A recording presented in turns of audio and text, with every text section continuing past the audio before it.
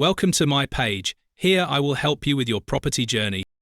If you're a landlord operating in both Wales and England or considering expanding your property portfolio across the border, understanding the key differences between renting laws in these two countries is absolutely crucial for your success and legal compliance. While both nations share similar historical roots in housing legislation, significant divergences have emerged in recent years that fundamentally affect how you manage rental properties on either side of the border. The notice requirements represent perhaps the most dramatic practical difference between the two systems.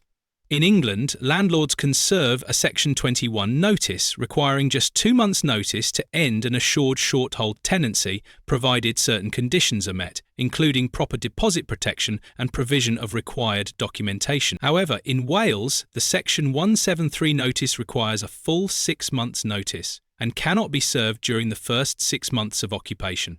This tripling of the notice period fundamentally changes cash flow planning, property management strategies, and the viability of certain investment approaches. Documentation requirements also differ substantially between the two countries. English landlords must provide tenants with an energy performance certificate, gas safety certificate, a how-to-rent guide, and deposit protection information, but the overall documentation requirements are less prescriptive. Welsh landlords, however, must provide comprehensive written statements within 14 days of occupation, containing detailed information about rent, property conditions, landlord details, and specific terms that go far beyond what's required in England. The failure to provide these written statements in Wales can result in significant penalties that don't exist in the English system. Deposit protection rules show interesting variations between the jurisdictions. Both countries require deposit protection, but Wales has updated its requirements under the new legislation, with more stringent information provision requirements and different penalty structures for non-compliance. English deposit protection operates under the Housing Act 2004, with established schemes like the Deposit Protection Service, My Deposits, and Tenancy Deposit Scheme, while Wales maintains similar schemes but with enhanced information requirements and different dispute resolution processes. Fitness for human habitation standards demonstrate another crucial difference. England introduced the Homes Fitness for Human Habitation Act 2018, which applies to most tenancies and requires properties to be fit for human habitation throughout the tenancy period. Wales has incorporated similar but more comprehensive fitness standards directly into the Renting Homes Act, with potentially more severe consequences for non-compliance, including enhanced tenant remedies and compensation rights that exceed those available in England. The grounds for possession vary significantly between the two systems. English landlords can use Section 8 grounds for fault-based possession or Section 21 for no-fault possession, with relatively straightforward procedures and timeframes. Welsh landlords must now navigate the new mandatory and discretionary grounds under the occupation contract system, where courts have greater discretion and the burden of proof may be higher for certain grounds.